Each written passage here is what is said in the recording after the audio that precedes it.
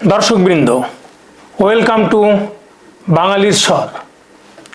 এই মুহূর্তে পৃথিবীর সর্বোচ্চ আলোচিত যে বিষয় সেটি হলো ডোনাল্ড ট্রাম্পের সোশ্যাল মিডিয়া ট্রুথে তার লেখা আর্টিকেল। আপনারা যদি না দেখে থাকেন, আমি আপনাদেরকে বলছি, আমি নিশ্চিত আপনারা ডোনাল্ড ট্রাম্পের এই টুইট অলরেডি দেখে ফেলেছেন। তার এই আর্টিকেল অলরেডি পড়ে ফেলেছেন সোশ্যাল মিডিয়া কিংবা ডিজিটাল কিংবা প্রিন্ট মিডিয়াতে। পৃথিবীর মানুষ এটা নিয়ে আলোচনা করছে। দর্শকবৃন্দ, যখন ইউনাইটেড নেশনস, ওয়ার্ল্ড ব্যাংক এবং ইন্টারন্যাশনাল মনিটারি ফান্ড ভারতের ভূয়সী প্রশংসা করছে যে পৃথিবীতে যখন অর্থনৈতিক মন্দা চলছে, ভারত তখন তাদের ইকোনমি অর্থনীতি 6%-এর উপরে নিয়ে তারা এগিয়ে যাচ্ছে, তারা গ্লোবাল ইকোনমিকে এগিয়ে নিয়ে যাচ্ছে। প্রশ্ন হচ্ছে, ডোনাল্ড ট্রাম্প কেন এত উদ্বিগ্ন ভারতের ইকোনমি নিয়ে? ভারতের ইকোনমি যদি মৃতই হয়, তাহলে তিনি ব্যবসা করার জন্য এত উদ্বিগ্ন কেন? কি বলেছেন তিনি এই টুইটে, তার এই আর্টিকেলে সোশ্যাল মিডিয়াতে, সেটা আমি একবার পড়ে শোনাই আপনাদেরকে। I don't care with India what India does with Russia. They can take their dead economies down together. For all I care, we have done very little business with India. Their tariffs are too high, among the highest in the world.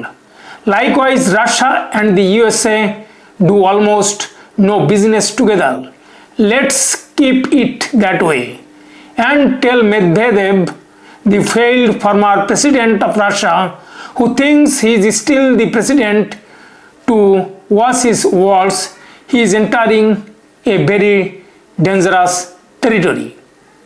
অর্থাৎ তিনি বললেন যে ভারতের economy, রাশিয়ার economy মৃত, তারা এই দুজন আরও ইকোনমিকে খারাপের দিকে নিয়ে যাবে। এটাতে we don't care about that, আমরা কিছু করব না, আমরা কিছু করতে পারি না, আমরা পরোয়া করি না। এবং তিনি দিমিত্রি মেদভেদেব, যিনি ফর্মার প্রেসিডেন্ট এবং সিকিউরিটি কাউন্সিলের চেয়ারম্যান, তাকেও থ্রেট দিলেন। দর্শকবৃন্দ, এর একদিন আগে পাকিস্তানের সঙ্গে তেল উত্তোলনের একটা চুক্তি করার পরে কি বলেছিলেন সেটা একটু দেখে নেওয়া যাক। We have just concluded a deal with the country of Pakistan, whereby Pakistan and the United States will work together on developing their massive oil reservoir. We are in the process of choosing the oil company that will lead this partnership. Who knows, maybe they will sell oil in India some days, Mr. Trump said in a post in Truth social media on Wednesday. অর্থাৎ তিনি এই বালুচিস্তানের যে oil reserve আছে সেটা উত্তোলন করার জন্য একটা পার্টনারশিপ গড়ে তুলেছেন এবং তিনি ইনডিরেক্টলি খোঁচা দিচ্ছেন ইন্ডিয়াকে যে রাশিয়া থেকে তেল কেনে কিংবা মিডল ইস্ট থেকে তেল কেনে হয়তো পাকিস্তানি একদিন তেল রপ্তানি করবে। ভাবুন দর্শকবৃন্দ, ট্রাম্প বিজনেস করার জন্য ইন্ডিয়ার সঙ্গে কতটা উঠে পড়ে লেগেছে, তার সহ্য হচ্ছে না, তাই বারবার এটাকে ক্ষোভ প্রকাশ করেছেন। এর আগে জাস্ট 29-30 তারিখের দিকে সোশ্যাল মিডিয়াতে আরও একটি পোস্ট করেছিলেন। সেটা থেকে লিখেছিলেন, যখন তিনি 25% ট্যারিফ ধার্য করেছিলেন, remember, while India is our friend, we have over the years done relatively little business with them because their tariffs are far too high, among the highest in the world, and they have the most strenuous and obnoxious non-monetary trade barriers of any country. Also, they have always bought a vast majority of their military equipments from Russia, and are Russia's largest buyer of energy along with China at a time when everyone wants Russia to stop the killing in Ukraine. All things not good. India will therefore be paying a tariff of 25% plus a penalty for the above, starting on August 1st. Thank you for your attention to this matter. MAGA, make America great again. দর্শকবৃন্দ, পরপর social মিডিয়াতে তার এই 3টি article এটা অবশ্যই ভারতকে চিন্তায় ফেলেছে, কিন্তু তার এই ক্ষোভ বিষেধাগার চলতে থাকবে, এটা থামার কোনো নমুনা নেই। এরপর তিনি যেটা বলতে চেয়েছেন সেটা হলো, তিনি বলছেন we don't care what India is doing with Russia. এই কথাটার অর্থ অনেক, কারণ India F-35 fighter jet America থেকে কিনছে না, তারা ভারত হয়তো রাশিয়া থেকে Su-57 কিনছে, আর এর দিকেই মূলত তার ইঙ্গিত। কিন্তু যে ভাষায় তিনি বলছেন ভারত ও রাশিয়া তাদের মৃত অর্থনীতি আরও নিচের দিকে নিয়ে যাচ্ছে, যদি ভারতের অর্থনীতি যদি মৃত হয়, তার যে ভাষা সেটা অ্যাকসেপ্টেবল নয়, এটা সভ্য সমাজে গ্রহণযোগ্য আর্টিকেল কিংবা টুইট নয়, এটা সম্পূর্ণ একটা জোক। কারণ আমেরিকার ইকোনমি এখন 1.5%, ইন্ডিয়ার ইকোনমি 6.4 to 6.5%, এবং আগামী 26-এ হয়তো এই 6.4%ই চলবে, IMF যেটা প্রিডিক্ট করেছে।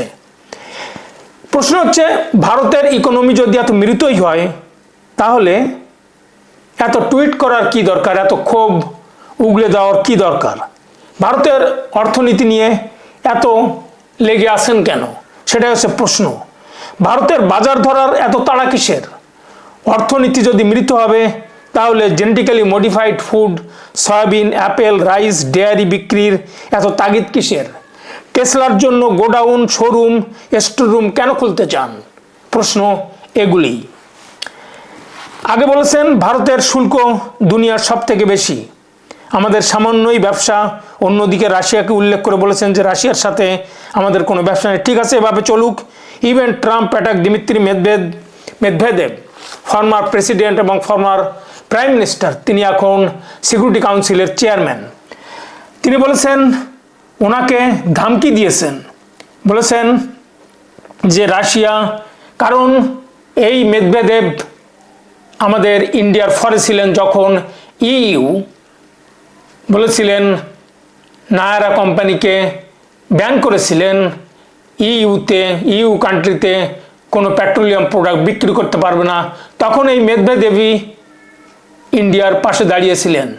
তিনি বলেছিলেন এটা সম্পূর্ণ অন্যায়। রাশিয়া সর্বোচ্চ বড় দেশ এবং তারা বলেছেন যে আমরা লড়ে যাব, ইউক্রেনের সঙ্গে যুদ্ধে লড়ে যাব। এটা তিনি বলেছিলেন যে এই যে ইউ ব্যান করেছে এটা চলতে পারে না। এরপরে এই টুইটের পরে ইরান ভারতের পাশে দাঁড়িয়েছে। ইরান টুইট করে কি বলেছে সেটা আমরা একবার দেখে নেই। ইরান টুইট করে বলেছে, মার্কিন যুক্তরাষ্ট্র অর্থনীতিকে অস্ত্র হিসাবে ব্যবহার করে চলেছে। ইরান এবং ভারতের মতো স্বাধীন দেশগুলির উপর তার ইচ্ছাকে নির্দেশ করার জন্য এবং তাদের প্রবৃদ্ধি ও উন্নয়নকে বাধাগ্রস্ত করার জন্য নিষেধাজ্ঞাগুলিকে হাতিয়ার হিসেবে ব্যবহার করছে। এটা ইরানি দূতাবাস এক্স প্ল্যাটফর্মে একটা পোস্টে বলেছে। শক্তিশালী বৈশ্বিক দক্ষিণের পক্ষে লড়াই করে ইরান বলেছে যে এই ধরনের নীতির বিরুদ্ধে প্রতিরোধ করা উদীয়মান শক্তির পক্ষে একই অবস্থান বহন করে। এই জবরদস্তিমূলক বৈষম্যমূলক কর্মকাণ্ড আন্তর্জাতিক আইন ও জাতীয় সার্বভৌমত্বের নীতি লঙ্ঘন করে, যা অর্থনৈতিক সাম্রাজ্যবাদের একটা আধুনিক রূপের প্রতিনিধিত্ব করে। এই ধরনের নীতির বিরুদ্ধে প্রতিরোধ করা একটি আরও শক্তিশালী উদীয়মান অপশ্চিমা নেতৃত্বাধীন বহুপাক্ষিক বিশ্ব ব্যবস্থা একটা শক্তিশালী গ্লোবাল সাউথের পক্ষে অবস্থান এতে বলা হয়েছে। দর্শকবৃন্দ, প্রশ্ন হচ্ছে যে এভাবে চলতে থাকলে কতদিন এভাবে সম্পর্ক ভালো রাখা যাবে আমেরিকার সাথে? ভারতের বিরুদ্ধে বারবার লাগাতার ক্ষোভ এবং আক্রমণ করা শুধু ডোনাল্ড ট্রাম্প নয়, লিন্ডসে গ্রাহাম যে বলেছিল ভারতের ইকোনমি ভেঙে দিব, অর্থাৎ ভারতের সাথে সম্পর্ক নষ্ট করার শেষ কফিনটি তিনি পুঁতে দিয়েছিলেন। ভারতের সাথে সম্পর্ক নষ্ট করছেন এবং শুল্ক আরোপ করে সেটারই শেষ কফিনটি ঠুকে দিয়েছেন। আলটিমেটলি যেটা হলো, চীনের সাথে ভারতের যে সম্পর্ক সেটা আরও মজবুত হতে চলেছে, নতুন পার্টনারশিপ তৈরি হতে চলেছে। চীন রাশিয়া ট্রয়কিয়া হবে কি না সেটা সময়ই বলে দিবে, কিন্তু আমি নিশ্চিত এ ব্যাপারে যে রাশিয়ার সাথে ভারতের সাথে সম্পর্ক আরও মজবুত হবে। একসময় এই আমেরিকাই রাশিয়াকে একঘরে করে দিয়েছিল, রাশিয়াকে ঠেলে দিয়েছিল চীনের দিকে। ঠিক একইভাবে রাশিয়া চায়না যেভাবে জোট হয়েছে, শেষ ছিল এই ইন্ডিয়াকেও আজকে ঠেলে দিচ্ছে আমেরিকা চীনের দিকে, এবং চীনের সাথে সম্পর্ক আরও গাঢ় হচ্ছে ইন্ডিয়ার সঙ্গে। এটা নিয়ে রাজনীতি শুরু হয়েছে। ইন্ডিয়াতে বিভিন্ন ধরনের রাজনীতিবিদ রয়েছে, কংগ্রেস, সমাজবাদী পার্টি, কংগ্রেসের ভিতরেই দ্বিমত রয়েছে। জো বাইডেনের গলদ ছিল রাশিয়া চায়নার যৌথ প্রয়াস, আর ডোনাল্ড ট্রাম্পের গলদ হলো ইন্ডিয়া চায়না একজোট হওয়া। দর্শকবৃন্দ, শশী থারুর বলেছেন, they may have some illusion. Shashi Tharoor mocks Donald Trump's massive oil reservoir deal with Pakistan, says I wish them good luck. তিনি বলতে চেয়েছেন, শশী থারুর বলতে চেয়েছেন যে কনসিকোয়েন্স হোক বা না হোক, ইন্ডিয়ার পিছু হটার কারণ নেই, কারণ ইন্ডিয়ার সম্পূর্ণভাবে এক্সপোর্টের উপর নির্ভর করে, সামান্যই এক্সপোর্টের উপর নির্ভর করে। আমেরিকার অর্থনীতি ডোমেস্টিক কনজামশনের উপরে নির্ভরশীল, ফলে চিন্তিত হওয়ার কোনো কারণ নেই। অন্যদিকে রাহুল গান্ধী কি বলেছেন? রাহুল গান্ধী বলেছেন যে ট্রাম্প সঠিক কথাই বলেছেন, 100% খাঁটি কথা বলেছেন। এটা দেখে মনে হচ্ছে যে রাহুল গান্ধী আনন্দিত এবং তার মনের কথাই ট্রাম্প বলেছেন। সত্যিই তো, রাহুল গান্ধী যা মনে করেন ইন্ডিয়া সম্পর্কে তাই তো ট্রাম্প বলেছেন। তিনি কি সত্যিকার অর্থে মন্তব্য করেছেন সেটা একবার আমরা একটু দেখে নেই। তিনি বলতে চেয়েছেন, তিনি এক্স প্ল্যাটফর্মে একটা পোস্ট করেছেন, তাতে তিনি লিখেছেন যে ডোনাল্ড ট্রাম্প একই মত পোষণ করেন তার মতামতের সঙ্গে। অর্থনীতি মৃত, মোদি এটিকে হত্যা করেছে। তিনি এখানে থেমে থাকেননি। আদানি মোদি অংশীদারিত্ব, নোটবন্দীকরণ এবং একটি ত্রুটিপূর্ণ জিএসটি, একটি ব্যর্থ ভারতের সমাবেশ উদ্বেগ, এসএমএসএমই ধ্বংস হয়ে গেছে, কৃষকরা পিষ্ট হয়েছে। দর্শকবৃন্দ, এটা নিশ্চিত যে রাহুল গান্ধী খুশি হয়েছেন ডোনাল্ড ট্রাম্পের এই আর্টিকেলের পরে সোশ্যাল মিডিয়াতে, কিন্তু অন্যদিকে এটাও নিশ্চিত যে ইন্ডিয়া চায়নাকে ট্রাম্পের এই 20% কর ইন্ডিয়া চায়নাকে আরও কাছে এনে দিয়েছে। অন্যদিকে যে কোয়াড রয়েছে সেটার ভবিষ্যৎ কী হবে সেটাই বড় প্রশ্ন, কারণ জাপান, ইন্ডিয়া, আমেরিকা, অস্ট্রেলিয়া এই সাউথ এশিয়াতে ঠিক ন্যাটোর একই ধরনের একটা জোট তৈরি করেছে চায়নাকে প্রতিহত করার জন্য, এবং সেটা এই মুহূর্তে নন ফাংশনিং, এবং এটাকে যদি রিভাইভ করতে হয় তাহলে অনেক কাঠখড় পোড়াতে হবে, তাতে কোনো সন্দেহ নেই। কিন্তু ডোনাল্ড ট্রাম্পের এখনও বক্তব্য ইন্ডিয়াকে ল্যাম্বাস্ট করা, 25% কর ধার্য করা, এটা এই কোয়াডকে কি আবার রিভাইভ করতে পারবে কিনা সেটা সময়ই বলে দিবে। প্রশ্ন হচ্ছে যে যখন জাপানের এগেনস্টে ডিল হয়, ট্রেড ডিল হয়, ঠিক ডোনাল্ড ট্রাম্প একইভাবে অ্যাগ্রেসিভলি, এতটা ইন্ডিয়ার ক্ষেত্রে যতটা ততটা না হলেও অ্যাগ্রেসিভলি এভাবে অ্যাটাক করেছিল। কিন্তু জাপান তাদের অটোমোবাইল সেক্টরে যথেষ্ট ছাড় দিয়েছে ইউএসএকে, তাই ট্রেড ডিল হওয়ার পরে প্রশংসায় নেমেছে জাপানের। ডোনাল্ড ট্রাম্প বলেছে যে $1 বিলিয়ন ইনভেস্ট হবে আমেরিকাতে জাপানের কোম্পানিগুলি দ্বারা। ঠিক এভাবেই তিনি অ্যাটাক করতে চেয়েছেন একের পর এক ইন্ডিয়াকে, কারণ এই যে অ্যাটাক এর সুদূর প্রসারী ইফেক্ট রয়েছে ইন্ডিয়ার ইকোনমির উপরে। কারণটা হচ্ছে এখানে শুল্ক 25% থেমে থাকবে কিনা সেখানে বিরাট সন্দেহ, সেটা 100% ছাড়িয়ে যাবে, কারণ ব্রিক্সের সময় ছিল 10%, অয়েল কেনা বন্ধ করতে 100% এবং এটার সঙ্গে আরও 25%। ফলে ইন্ডিয়ার জিডিপিকে ধাক্কা দিতেই পারে। এটা একটা অকওয়ার্ড সময়। We should be United at this time to proceed the development of India.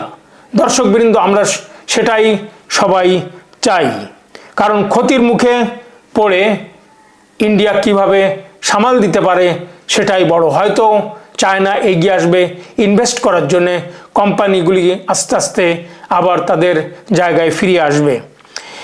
কিন্তু এটা বোঝার অপেক্ষা রাখে না যে ডোনাল্ড ট্রাম্প 4 বছর থাকবেন, 7 মাস হয়েছে সবে মাত্র, আরও 3.5 বছর আসছে, মিড টার্ম ইলেকশন সামনে। দর্শকবৃন্দ, আপনাদের জাস্টিন ট্রুডোর কথা মনে পড়ে? কানাডার সঙ্গে ইন্ডিয়ার সম্পর্ক তলানিতে পৌঁছেছিল। মার্ক কার্নি এখন কানাডার নূতন প্রধানমন্ত্রী, সম্পর্ক আস্তে আস্তে সুসম্পর্কে পরিণত হচ্ছে। তলানিতে যেটা ঠেকেছিল সেটা আবার রিভাইভ হচ্ছে। এখন প্রশ্ন হচ্ছে ডোনাল্ড ট্রাম্প যতদিন থাকবেন, আর অলৌকিকভাবে যদি ট্রেড ডিল সাইন হয় তাহলে হয়তো এই টেরিফ সম্পর্ক আবার রিভাইভ করবে, ভালো হবে। ট্রেড ডিল যদি সাইন না হয় তাহলে সম্পর্ক এভাবেই এগোতে থাকবে, শীতল সম্পর্ক তৈরি হবে। আর ভালো কিছু যদি হয় আপনাদেরকে জানিয়ে দিব। দর্শকবৃন্দ, আজ এ পর্যন্তই। ভিডিওটি ভালো লাগলে বাঙালির স্বর চ্যানেলটি সাবস্ক্রাইব করে পাশে থাকা বেল আইকনটি প্রেস করুন, আর কমেন্ট বক্সে কমেন্ট লিখুন। দেখতে থাকুন, শুনতে থাকুন বাঙালির স্বর, আপনার স্বর। ধন্যবাদ।